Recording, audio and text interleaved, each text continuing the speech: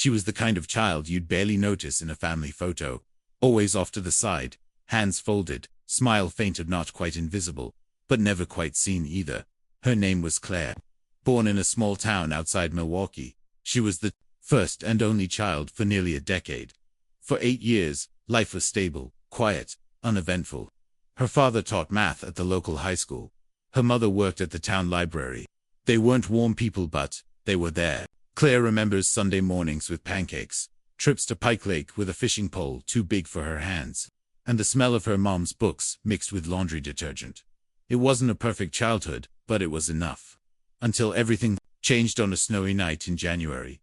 Her aunt showed up at 2 a.m., face pale and serious, telling her to pack a bag. Her mother was in the hospital. Her baby sister Lily had arrived far too early, premature, fragile, fighting for life.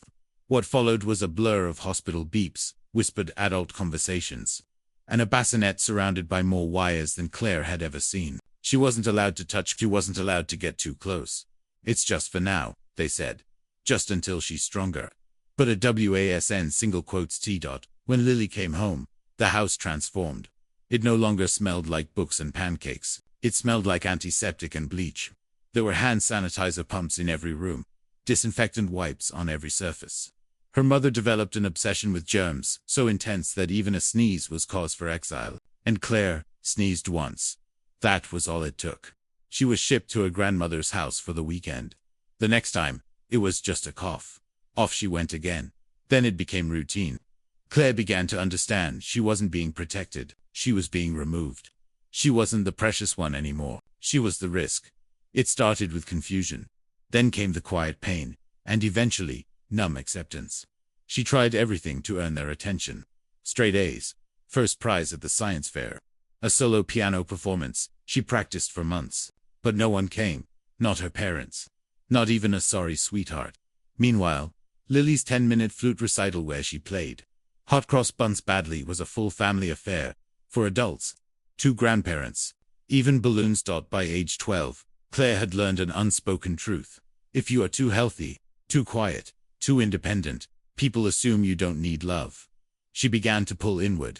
Her sanctuary became her bedroom off limits to Lily because of a supposed lavender allergy. There, she read books about art history and old jewelry. She taught herself how to categorize vintage brooches, fascinated by the details no one else noticed. Grandma Helen, the only one who asked Claire about her day, had a drawer full of costume jewelry and let her sort and label each piece.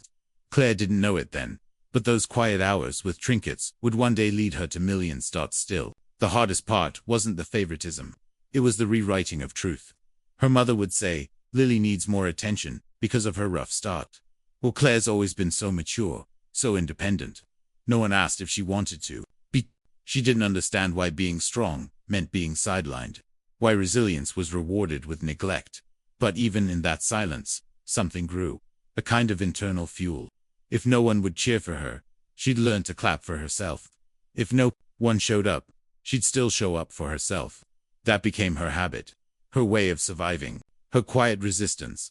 High school was just another stage where she played the invisible lead. While Lily bloomed in drama club, Claire joined debate. While Lily's name was embroidered on cheerleading uniforms, Claire organized color-coded study plans and dominated college prep. Every success she had went unnoticed at home, but she kept stacking them anyway. Because she knew, deep down, that someone had to see it eventually. And if no one did, then at least she would. And this is where the story begins to pivot.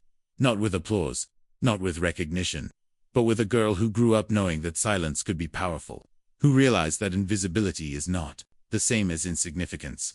And when you learn to thrive in the shadows, you're just waiting for the right moment to step into the light. Because in the next chapter, Claire doesn't just survive the neglect, she uses it, she turns it into fuel, and what she builds, with that silent strength, will make everyone who ignored her wish they hadn't. There's a strange kind of power that grows in quiet rooms. Not the kind of power you shout about, but the quiet, steady kind that builds when no one's watching. That's where Claire lived for most of her teenage years. Not in the spotlight, not in the center of attention, but in the corners, in the quiet, in the solitude. And while that silence could have swallowed her whole, it didn't. After years of being sidelined, Claire stopped waiting for permission to be seen. She stopped chasing validation from the people who had proven they wouldn't give it. Instead, she made her solitude her sanctuary. While Lily dominated family dinners with cheerleading stories, Claire retreated into book stories of artists who were misunderstood in their time, of women who defied expectations, of quiet minds that changed the world without needing applause. She began studying art history, antique objects, and jewelry design, not because anyone told her to, but because it gave her something her family never did, meaning. In that silence, Claire found discipline. In the absence of love, she found structure. Her childhood bedroom, once a place of isolation, became her training ground. Index cards lined the walls. Jewelry catalogs were dog-eared and color-coded. She studied patterns, signatures, metal types, things no one else in her house even noticed. Her solitude wasn't empty anymore. It was full of purpose. That's the thing people misunderstand about loneliness. It doesn't always break you. Sometimes, if you learn how to live inside it, it becomes armor. Claire learned to protect her joy, her curiosity, and her ambition like they were rare stones. Because to her, they were. No one praised her when she aced a test. No one came to her award ceremonies. But she still showed up for herself, every single time. And that habit, that ritual of self-respect, became her foundation. And strangely enough, the more time she spent alone, the more she understood people, not because she talked to many, but because she observed everything. She watched how people praised mediocrity if it came with charm, and ignored excellence if it came in silence. She saw how her parents made excuses for Lily, even when she manipulated the system. And rather than grow bitter, Claire grew sharp, quiet, strategic, like a diamond forming under pressure, while no one even knew there was coal.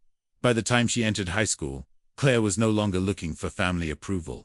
She was looking for a way out, and she found it not in rebellion but in discipline. She joined every academic club that fit around her part-time job at a local diner. She applied for scholarships, handled her own college prep, and built a future in the dark, because no one else would do it for her. Even her job at the diner became part of the lesson. Carol, the owner, wasn't just her boss, she became a mentor, a tough, no-nonsense woman with a sharp eye for people. Carol saw something in Claire. She remembered Claire's birthday when her own parents forgot. She taught Claire that some people may never clap for you, and that's okay. The ones who talk the loudest, Carol would say, are usually the ones doing the least. Let them talk. You just keep showing up. And Claire did. Over and over.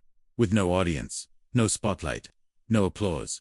But that's the beauty of solitude. When you embrace it, it becomes a forge. And what you build inside its self-worth, discipline, sharpness can't be taken away. Because it wasn't given to you. You built it yourself. And soon, that silent foundation Claire created would lead to something unimaginable. Not just escape, not just success, but a discovery that would transform her from the girl no one noticed into a force the world couldn't ignore. Because while Lily was playing dress-up with high school popularity, Claire was quietly building an empire in her mind. And in the next chapter, she takes her first step out of the shadows into a world of glittering secrets, antique treasures, and a life no one ever thought she could create. If this story resonates with you, take a moment to hit that like button. It helps more than you know. Share it with someone who might need to hear it today. And if you've ever gone through something like this, leave a comment below. We read every word. Don't forget to subscribe for more real stories that speak to the heart. Claire didn't arrive with a splash. She didn't storm into success or make headlines straight out of college. No, her beginnings were quiet, just like everything else in her life. After graduating from the University of Michigan with top honors, Claire moved back to Detroit and took what most would call an ordinary job at an auction house tucked behind a historic brick facade on Jefferson Avenue. The place smelled like cedar and history. The pay was modest. The title, entry-level assistant in the estate division. But for Claire, it was a goldmine not of money, but of opportunity. Every day, she handled the possessions of people who had past china sets, dusty paintings, silverware no one polished anymore. Most employees rushed through their inventories, treating the items like leftovers from forgotten lives. But Claire, she looked closer. She saw value where others saw clutter. She treated every object like it had a secret. Because sometimes, it did. Months into her job, a case landed on her desk labeled simply, Kingston Estate. It was supposed to be costume jewelry, hundreds of brooches and bangles, collected over decades by an old widow with no children. Everyone brushed it off. Just catalog it and move on, her manager said. But Claire's eye caught on one piece on unassuming Art Deco brooch. It wasn't flashy. It didn't scream for attention. But neither did she. She held it in her hand, and something felt off. It was too heavy for costume. The clasp too intricate. The details too precise. That night, she skipped dinner and spent hours cross-referencing maker marks, clasp designs, and signature styles. She used every online database the auction house subscribed to, and even spent her own money on a quick gemology course. The more she studied, the more her heart raced. This wasn't fake. This was real. A piece from Cartier's 1925 private collection, a ghost of the Jazz Age hiding in plain sight. Still, she knew better than to walk into a room full of seasoned appraisers and simply claim she'd found treasure. So she did what she learned back on the debate team. She built an airtight case. Photos, documentation, comparative analysis, a full presentation bound and printed. She practiced the pitch in her apartment mirror, wearing her thrift store blazer like it was armor. Then she knocked on her manager's door. What followed was the first domino in a long, silent chain of success. The brooch sold for $47,000. The auction house buzzed. Claire didn't gloat. She didn't post online. She just went back to work. But now, her boss started handing her the pieces everyone else ignored. The maybes, the probably nots. And time after time, Claire turned them into gold. She studied every night.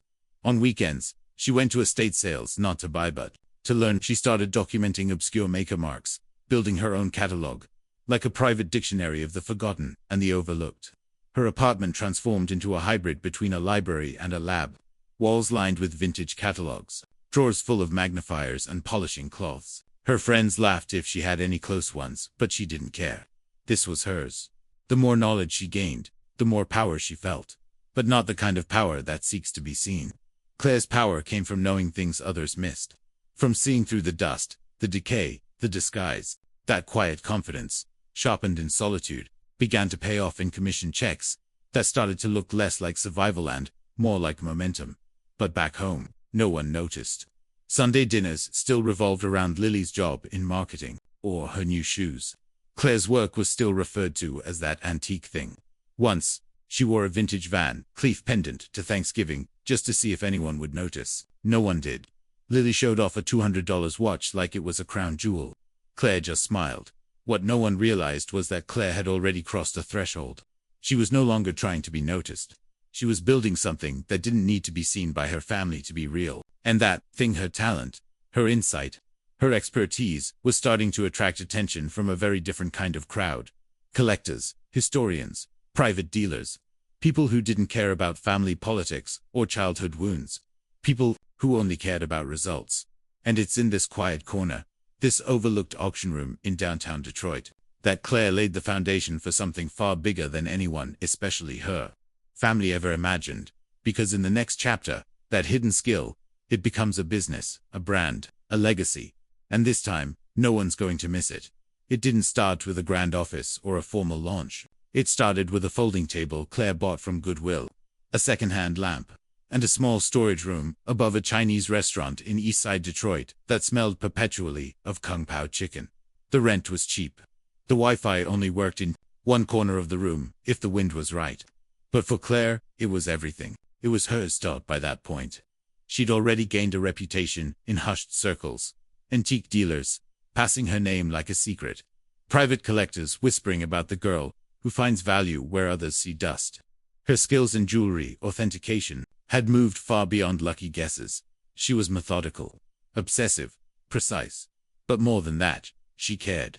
She treated every piece as if it carried a hidden story, a legacy waiting to be proven true. She poured every dollar she had into this little space. She took out a loan against her car, drained her savings, and maxed out her modest credit line. Not for furniture, not for branding, but for research tools, ultraviolet lighting, advanced microscopes, spectrometers. She bought old manuals, auction records, and gemology guides by the dozen. The walls of that tiny room looked like the inside of a historian's brain. Claire didn't just want to be good, she wanted to be undeniable. The early months were brutal. There were days she couldn't sleep, nights she cried into dollar store ramen, calculating how many weeks she had left before the debt swallowed her. No health insurance, no backup plan, just faith in herself, something she had learned to build. in the absence of everyone else's. But then it happened. A local antique dealer she'd once helped at the auction house called her in desperation. A wealthy client was selling a collection of Victorian brooches. They needed authentication. Claire said yes without hesitation. She worked around the clock for 2 weeks. No sleep, no breaks. Just her, the pieces, and her notebooks. She found 2 ultra-rare pieces, long thought lost to history. The owner was stunned. She not only paid Claire's fee, but offered her a 10% commission on the sale. The total, $86,000. It was more than Claire had earned in the last 2 years combined. But more than that, it was confirmation. She wasn't imagining her worth. She wasn't delusional. Her eye was real. Her work mattered. From there the floodgates opened. More clients came. Estate lawyers, collectors, museums, even her old employer. The auction house that once saw her as the kid with potential started sending her difficult cases. Claire didn't advertise. She didn't post flashy photos. Online, she let her work speak and, it shouted. She hired her first employee, Jenny, a recent gemology grad, who reminded Claire a little too much of herself, at 22 quiet, brilliant, overlooked. Jenny became her right hand. They moved out of the restaurant, attic and into a real office space downtown. Then a second, then a third in Chicago. Clients flew in. Celebrities sent representatives. Claire kept her head down and built. And all this time her family thought she still worked in a quaint little antique store. They had no idea she was running one of the fastest-growing private authentication firms in the Midwest. No idea that Forbes had featured her under her business name. No idea that their daughter, the one they once shipped off for sneezing, was now securing 7-figure deals in silence. She played along. Sunday dinners continued. She wore understated clothes, drove a modest sedan, said little. It became almost a game, wearing an authentic Harry Winston necklace to Thanksgiving just to see if anyone noticed. They never did. But Claire didn't need their recognition anymore. She had built something that existed beyond their approval. A company, a legacy, a future. One that was no longer built out of spite, or pain, or longing to be seen. It was built from clarity, purpose, precision, and that quiet empire. It was just getting started. Because in the next chapter, the secret she kept tucked away, the fortune, the power, the truth was about to come crashing into the very dining room that once pretended she didn't exist. And this time, no one would be able to look away. Success, when hidden in plain sight, has a way of exposing the people who refuse to see you. Claire had grown used to it. At Sunday dinners in her parents' modest home in Ann Arbor, she'd sit quietly at the far end of the table while the family's attention orbited around her younger sister, Lily. It was always Lily's new boyfriend, Lily's new handbag, Lily's big promotion at the marketing firm, which, truthfully, meant she was now in charge of ordering coffee for the team. Meanwhile, Claire had just returned from New York, where she authenticated a lost Tiffany necklace for a client whose name you'd probably recognize from a magazine cover. The commission alone was enough to buy her parents' house 3 times over.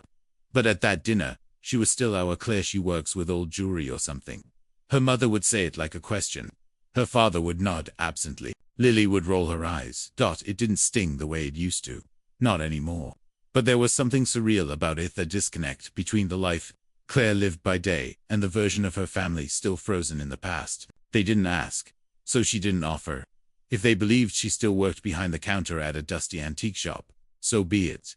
Let them. It became a strange form of freedom being underestimated. It allowed her to test the boundaries of what people noticed. One Thanksgiving, Lily showed off her $200 Michael Kors watch like it was a Rolex.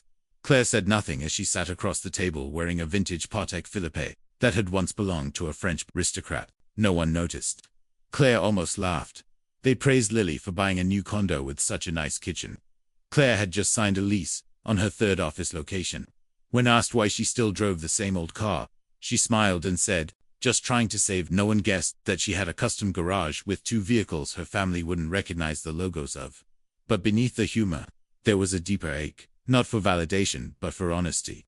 Claire had grown up learning to read the room before she learned to read a book, and she could see it plain as day. Her parents were more comfortable believing she was quietly average. Because if they saw her success for what it really was, they'd have to confront all the years they ignored her. They'd have to answer for every missed recital, every forgotten award, every time they sent her away for being too healthy, while Lily got a round of applause for existing. So they clung to the old story. Claire, the dependable one, the helper, the one who never caused trouble, who probably clipped coupons and lived off microwave dinners. They whispered behind her back about how generous she was, how nice it was that she still sent money each month to help cover Lily's student loans. They never asked how she could afford to send $5,000 a month without blinking. They didn't want to know. What they didn't see, what they refused to see, was that Claire had become everything they'd assumed she couldn't be. She was sharp, respected, wealthy beyond their imagination. Not in spite of them, but without them. And maybe that was the deepest irony of all. That the daughter they once labeled strong enough to go without had built something so powerful in the shadows that by the time they tried to look again, they couldn't even recognize her. But they would soon, because the facade was about to crack, and the moment of reckoning would arrive not in a boardroom or a headline, but in their own living room, at a table set for Thanksgiving. It began, as so many family explosions do, with something as ordinary as a phone call. 2 weeks before Thanksgiving, Claire's mother called in tear-soft, dramatic ones. The kind that came when she needed something. Her back was acting up, she said. The doctor warned her to rest. Cooking a full meal for 20 guests would be too much. Claire offered to handle it not because she wanted to be the hero, but because, after years of chewing through her mother's dry turkey, she simply couldn't fake another, delicious in good conscience. I'll have it. Catered, she said. Double quotes. Oh, sweetheart. Her mom replied, instantly suspicious. Catered. We can't afford that. Don't worry, Claire said gently. I've been saving up. Her mom paused. You're not taking out a loan or anything, right? Claire smiled to herself. No loans, Mom, I've got it. She didn't mention that the caterer she chose was the same company she used for private collector events. The kind that served wine you couldn't find at Trader Joe's and maple-glazed Brussels sprouts that made grown men weep. She didn't mention the cost either, because the meal, alone, would run more than her parents thought she made in 6 months. Thanksgiving Day arrived with snow flurries and tension so subtle you could almost miss it. Claire wore her usual disguise, soft, muted sweater, jeans that whispered affordable, hair tied back in quiet defiance. No one commented as she unloaded trays of food from the delivery van. No one asked how she managed it. Lily, as expected, had something to say about the stuffing store-bought. She sniffed. Mom's is better. This from the girl who once set the microwave on fire, reheating soup. Claire smiled. Try it before you judge. It shut Lily up. The food was phenomenal. Even her father, usually slow to compliment, mumbled something between bites of roasted turkey about real flavor this year. Her mother took credit, joking that perhaps her good taste in raising daughters finally paid off. Claire let them have it. But while everyone was buzzing around the dining table, refilling wine glasses and raving about the pecan tart, Claire slipped away upstairs to check on a major Hong Kong auction happening in real time. One of her most loyal clients was bidding on a rare Art Nouveau necklace, and she needed to be ready to authenticate it. If the sale closed, she set up in her old childhood bedroom untouched since high school, complete with a lavender air freshener Lily once claimed she was allergic to. The walls still bore faded posters, old piano ribbons no one clapped for, and a bookshelf filled with stories that once saved her. Her laptop was open, authentication programs running, emails from clients blinking. Multiple browser tabs showed account dashboards, current valuations, and one particular contract worth nearly $500,000 waiting for a final click. She was mid-sentence in an email when it happened. Lily barged in, no knock, no warning, looking for a charger. Seriously, she scoffed. Are you working during Thanksgiving? Claire didn't answer fast enough. Lily's eyes caught the screen. Her face changed in slow motion from smug, too confused to something close to panic. She grabbed the laptop before Claire could stop her. Let's all see what Claire's been up to, she announced. And just like that, she marched back into the dining room, holding the device like it was Exhibit A in a courtroom drama. The room went quiet. You could hear forks stop mid-air. The chandelier above barely flickered, but the energy shifted like a tide. With a triumphant grin, Lily spun the screen toward the crowd. Her voice faltered. She's rich. No one moved. The screen displayed numbers so stark, they didn't need explanation. Account balance, $12.4 million. Recent transaction, $1.2 million. Pending contracts, $485,000. Company quarterly report, $4.2 million in profits. Silence. Real silence. Then Claire's mother actually laughed. Oh, come on, Lily. Claire works at that little antique shop. Don't be ridiculous. Claire stood slowly. She straightened her sweater, looked around the table, and said clearly, I don't work at an antique shop. I own one of the country's leading jewelry authentication companies. We have offices in 3 cities. Those contracts on the screen, they're mine. Her father choked on his wine. An uncle muttered something incoherent. Her aunt dropped a fork. Claire watched it all calmly, almost from a distance, as if witnessing someone else's moment. Then her mother's laughter turned sharp. You have millions, and you let us struggle. Your sister has student loans, and you said nothing. Claire's voice stayed level. I send you $7,000 a month, quietly, without asking for anything in return. But while sitting on this, her mother snapped, pointing at the screen. You lied to us.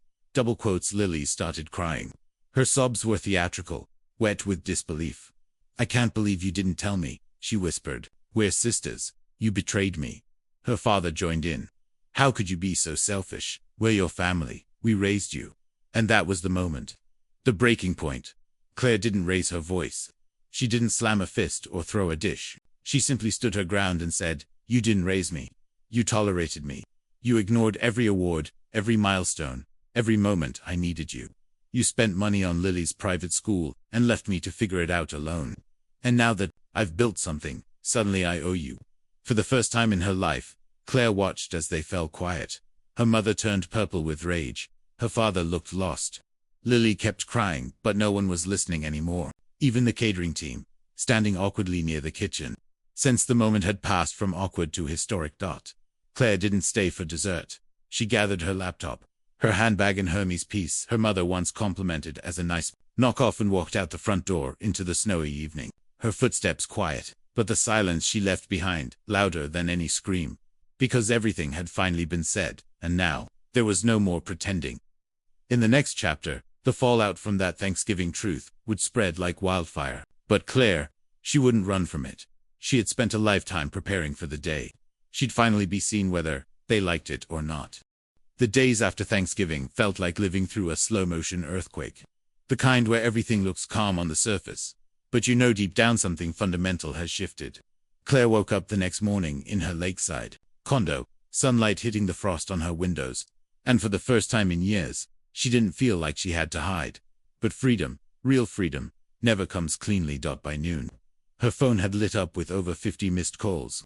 Texts from her mother ranged from guilt-laced scolding to outright threats, all delivered with the kind of dramatic flair only a Midwest mother could perfect. How could you humiliate us like that?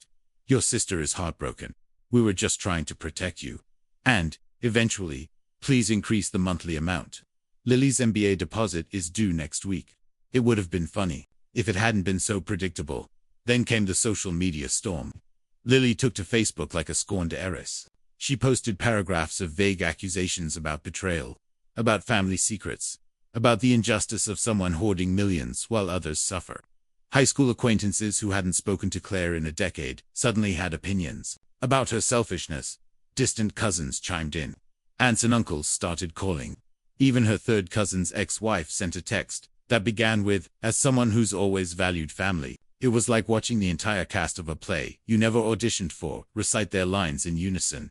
And still, Claire said nothing. Until one Monday morning, she walked into her office and found her parents and Lily waiting in the reception area like they were there for a brunch reservation. Her receptionist, clearly uncomfortable, whispered, They said they had an appointment. Claire took a breath, straightened her blazer, and walked in. Her mother spoke first.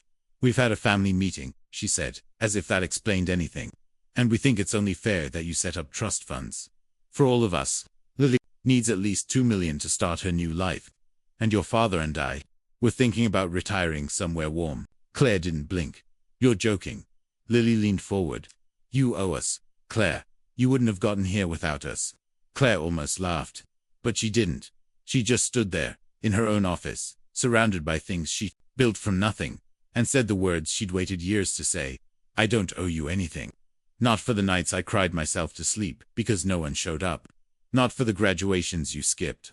Not for the years I ate cold mac and cheese, while you celebrated Lily's C+ like it was a Nobel Prize. I gave myself everything. I built this, and I'm done. The room fell silent. Her mother's jaw trembled.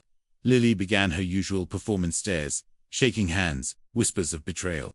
Her father opened his mouth to speak, but Claire had already taken out her phone. "I've cancelled the monthly transfers," she said flatly. "Effective immediately." Her mother gasped as if Claire had physically slapped her. Lily's tears stopped the moment she realized they weren't working. They didn't leave quietly. Security had to be called. The image of her 62-year-old mother being gently escorted out of a luxury office building, while shouting about ungrateful daughters, was the kind of memory Claire knew she'd carry for life. But it was also the final door closing. In the weeks that followed, they tried everything: fake numbers, burner emails, legal threats. Claire's attorney sent a cease and desist. The silence that followed was loud and strangely peaceful. She moved to a new home with better security, changed her phone numbers, hired additional staff. Her business continued to thrive, almost as if shedding the weight of her family had freed up some invisible bandwidth in her soul. Word of the Thanksgiving fallout spread quietly among her clients. Surprisingly, it brought in more business. Discretion, it turned out, was a premium service. People respected that she didn't air dirty laundry, didn't gloat. She simply kept working. And for the first time, Claire felt something she'd never known before: stillness. No more shrinking to fit someone else's version of her. No more showing up to dinner dressed down just to make others feel more comfortable. No more editing herself to be palatable. She wore what she wanted, said what she meant, took up space. Her therapist called it healthy boundaries. Claire called it living. And the best part, there were no more family tables to squeeze into, no more side chairs, no more invisible seats. Just a woman whole, quiet, steady, at the head of a table she built herself. And that, truly, was the freedom they never expected her to choose. Because when you stop waiting to be chosen, you start choosing yourself.